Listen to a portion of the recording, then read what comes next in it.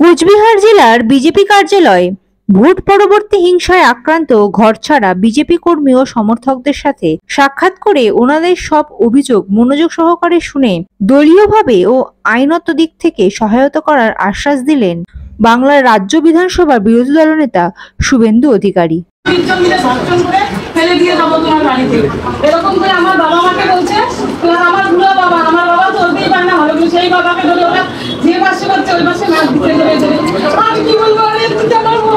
কতজন মতো দিনহাটার ঘর ছাড়া আছেন আপনারা? না না দিনহাটা বিধানসভা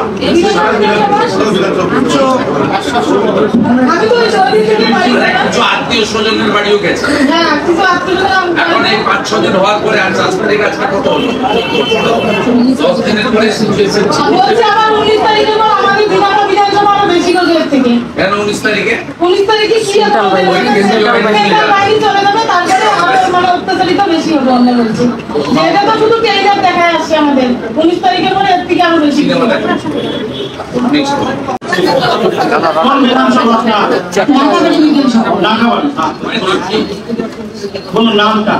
আমার নাম চিত্রমালা অধিকারী, আমি মহিলা মোর্চার সভানেত্রী। Mobile number 866315। প্রথমত আমার বাড়িতে বাড়ি ভাঙচুর করে, টিউবওয়েল, গ্যাস, সিলিন্ডার সবকিছু নিয়ে যায়। তারপরে আমার নতুন ছেলে বিয়ে হচ্ছে, এখন ছেলেও প্রতিবন্ধী 100%। সামগ্রিক টাকাবাড়ির কথা বলছেন, আপনি তো আক্রান্ত হলেন। সামগ্রিক আমারটা পড়ে তারপর বলছি। নন্দী চেত্রিয়া কত নম্বর বুথ, ওখানে বাড়ি ঘর সব ভাঙচুর করে মারামারি হচ্ছে। ওখানে সাধারণ মানুষ তারা ঘর থেকে বেরোতে পারে না, তাদেরকে কেটে ভাষায় দিচ্ছে। এবার রাস্তা দিয়ে হেঁটে যাচ্ছে সাধারণ মানুষ, শুধু ভোটে সমর্থন করেছিল বলে তাদেরকে মারছে, মাথা ভাড়া দিচ্ছে, 225 বুথে তাণ্ডব করছে।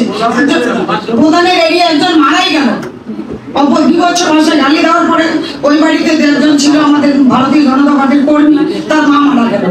এবার আমার দিক থেকে বলবে আমার আতঙ্কে মারা গেল। ওরা সন্ধ্যাবেলা গিয়ে এমন ভাবে উল্টে দিচ্ছে, মেনে নিতে পারেনি, ছেলেকে মানুষ করতে পারেনি। তার নাম তো আমি জানি না, ওর ছেলের নাম হচ্ছে শান্তু। 237 নম্বর।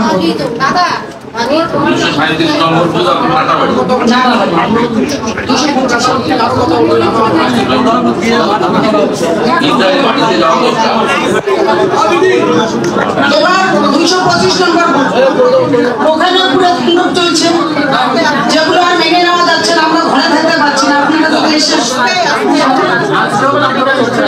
পুরো নাগাবাড়ি বিধানসভা পুরো তাণ্ডব চলছে। আপনারা যদি সামনে না যান তাহলে আমরা থাকতে পারবো না, এটাই কথা। আমি তো সারা রাত্রি ঘুমাই না, বাচ্চা 2 জন প্রতিবন্ধী ছেড়ে বলবা। এবার পাশের মানুষকে নিয়ে রাত্রে যাচ্ছি, প্রতিটা দিন সবাইকে রেডি করছি যে তোমরা থাকো, এক জীবনের আশা কেউ করো না, বেঁচে থাকতে গেলে লড়াই করতে হবে। আমি যাই দাদার সঙ্গে কথা বলি, যদি দাদার আশ্বাস দেয় তবেই আমরা থাকতে পারবো, না হলে পারবো না। আপনার নাগাবাড়িতে ধরুন অ্যাপ্রক্স আপনার মন্ডল সহ কতজন ঘরছাড়া? 200 বেশি। কতগুলো গ্রাম এফেক্টেড? এখন তো অনেকে বাড়িতে আছে, আসে যায়। আমাদের মনে করো অনেক ছেলে এখনো বাইরে বন্ধ হয়েছে 10 দিন পরে। একটু উৎপাদ বন্ধ হয়েছে, এখন উৎপাদ বন্ধ হয়নি। ওরা এখন দিনেরটা বন্ধ করছে, রাত্রিটা চালিয়ে যাচ্ছে। চলতেই ওরা বন্ধ করবে না, ওরা সম্পর্ক ভুলে গিয়েছে।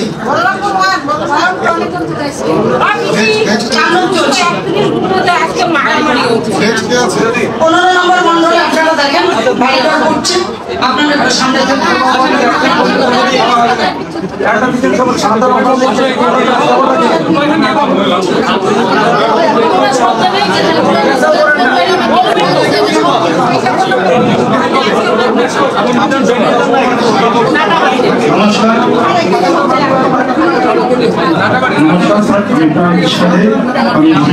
প্রাণ কৃষ্ণ দে, নাটাবাড়ি 1 নম্বর মন্ডল।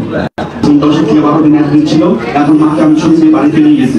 আমার বুথে 305 ভোটে লিড আছে বিজেপি পঞ্চায়েত। আমাদের পঞ্চায়েতে রোজ ওই ওখানে মধুবন নামে একজন নেতা আছে, তৃণমূলের যারা আছে, এরা সম্পূর্ণ সবাই বারবার হুমকি দিতেছে, বলতেছে যে যদি চেষ্টা না হতো তোকে বাড়ি ভোট জ্বলিয়ে দিব, আর আমার সঙ্গে যদি কেউ মিশে কথা বলে বা আমার বাড়ি যদি কেউ যায় তাকে যা ইচ্ছা তাই করে দিবে। আমার উপরে প্রচন্ড চাপ দিতেছে, বলতেছে যে ও বিজেপি করুক একা, আর বাদ বাকি কাউকে করতে হবে না। আসলে গ্রামে তৃণমূলীরা গিয়ে একদম বন্দুক নিয়ে রাম দাঁড়িয়ে, আমার কয়েকটা ভাই আছে মুসলমান ভাই, এদের উপরে চড়া হয়েছে পরে তারপরে এরা মানামানি করাতে এরা চুপচাপ হয়ে গেছে।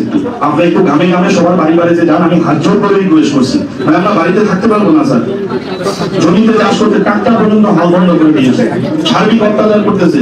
সকাল বিকেলে যা সব নেতাগুলো চাঁদার জন্য বলতেছে 100 দিনের যে কাজগুলো টাকা দিয়েছে রিটার্ন করতে হবে, লক্ষ্মীর ভান্ডার বন্ধ করে, রেশন পর্যন্ত বন্ধ করে দিয়েছে।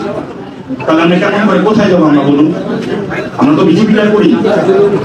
তো কি আমরা ভাই, আমি নিজে ছুটে এসেছি আমাদের এই সমস্যা বা আপনাদের এই সমস্যার সমাধান করার জন্য, এবং আমাদেরও সীমাবদ্ধ ক্ষমতা আছে, এটা নতুন নয়।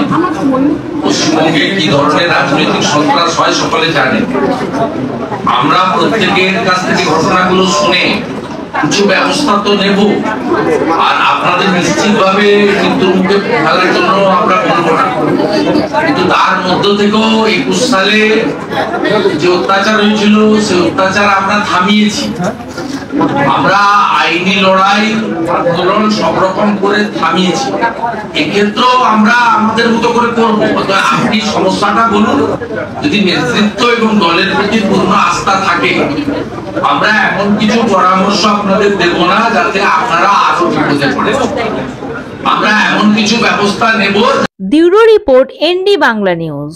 সবার আগে সব খবর, সঠিক খবর পেতে ফেসবুক পেজটি ফলো করে এবং ইউটিউব চ্যানেলটি সাবস্ক্রাইব করে রাখুন আর শেয়ার করতে ভুলবেন না।